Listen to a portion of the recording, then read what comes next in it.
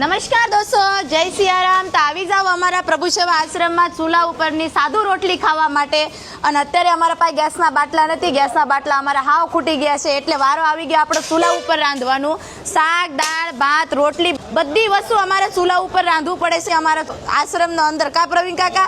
અને તડકો ખરોખરનો તડકો છે ને, એમાં અમારે ચૂલા ઉપર રાંધવાનો।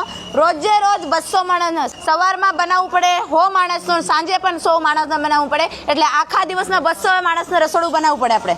શું કહેશો પ્રવીણ કાકા પબ્લિકને? બહુ તકલીફ પડે છે ત્યારે ગેસના બાટલા વગર।